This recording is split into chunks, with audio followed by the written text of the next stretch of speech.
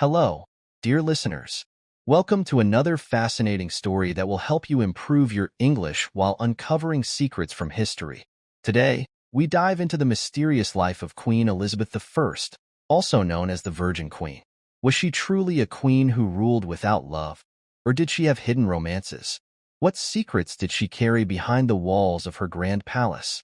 This story will take you on a journey through power, love, betrayal, and mystery. As we tell the tale, listen carefully to the words and phrases. You might learn something new today.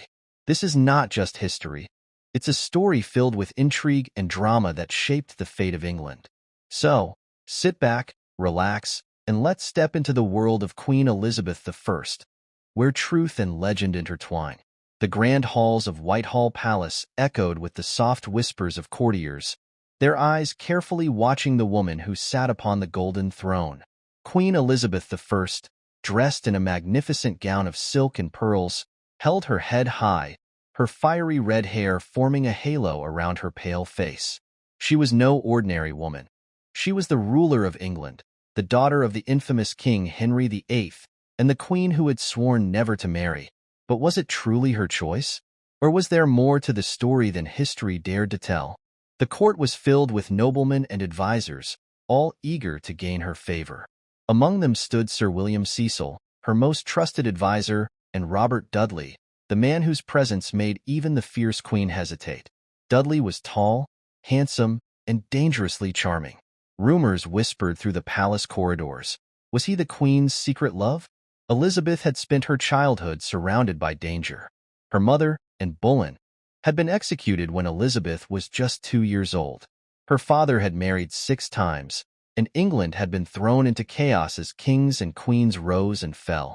Elizabeth had learned one thing: trust no one. At 25, she had claimed the throne, proving wrong to those who believed a woman could not rule. She was strong, intelligent, and determined.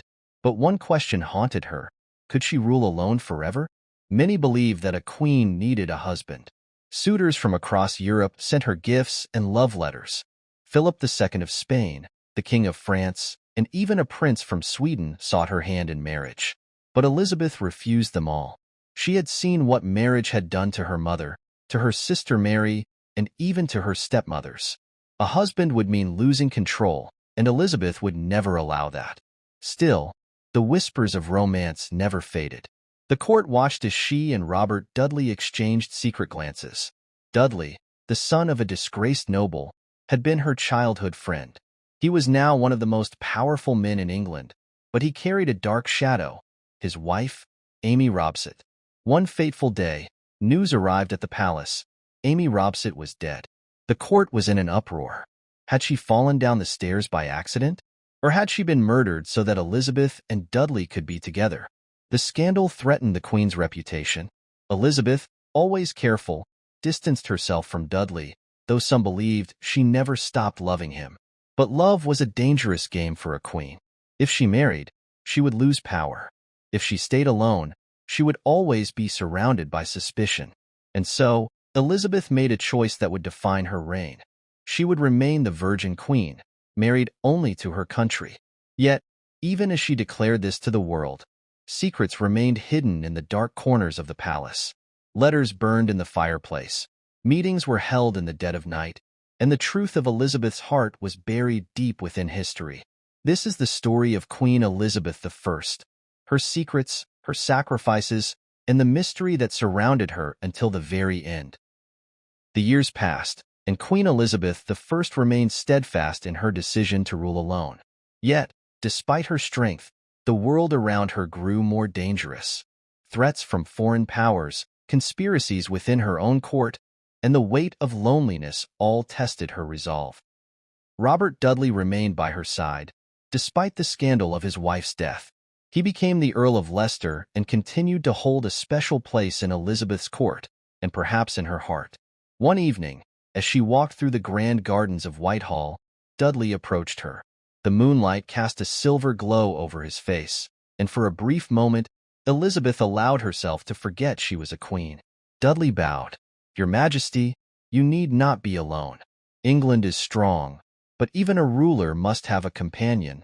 Elizabeth turned away, her voice steady. "You know better than anyone, Robert, that I can never marry. It would mean surrendering my power." Dudley took a step closer.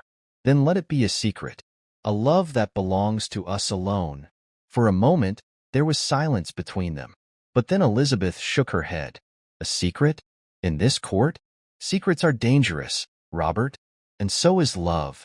She walked away, her heart heavy, knowing that her crown came at the cost of her happiness. The arrival of the Duke of Anjou. Though Elizabeth had refused marriage, her council continued to pressure her to secure an alliance.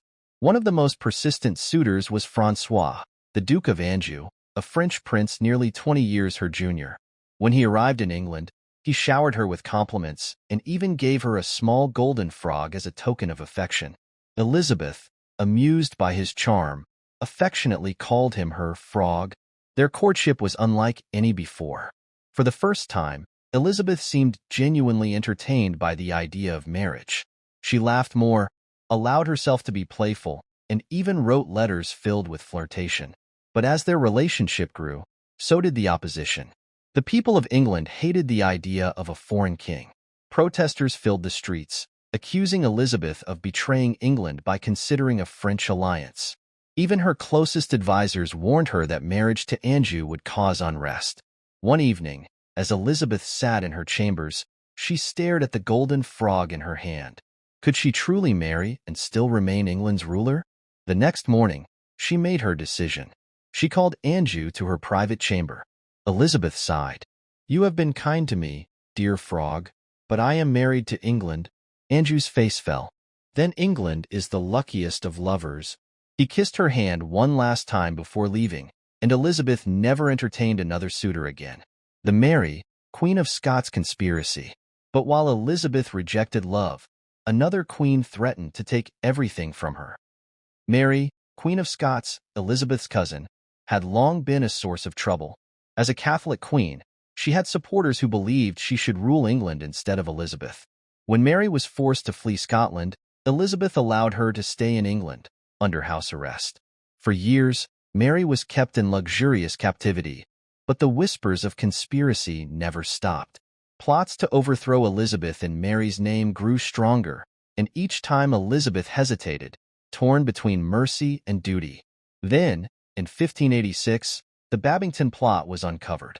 A letter from Mary, proving her involvement in a plan to assassinate Elizabeth, was intercepted. The evidence was undeniable. For the first time, Elizabeth had no choice. Her council urged her to sign Mary's death warrant, but Elizabeth hesitated. To execute a queen was to cross a dangerous line. What if history judged her as a murderer? For days, she paced her chambers, tormented by the decision.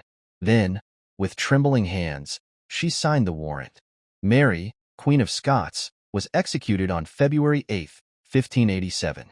As the axe fell, Elizabeth felt a weight settle over her. She had won, but at what cost?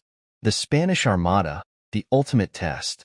If Elizabeth had thought her greatest challenges were behind her, she was wrong. Philip II of Spain, the man she had once rejected in marriage, was furious over Mary's execution and England's growing power. He sent the Spanish Armada, one of the largest naval forces in history, to invade England in 1588. England's navy was smaller and weaker, and fear spread through the kingdom. But Elizabeth would not cower. She rode to Tilbury, where her army waited to defend against invasion. Dressed in shining armor, she stood before them and delivered one of the most famous speeches in history. "I know I have the body of a weak and feeble woman, but I have the heart and stomach of a king, and of a king of England too."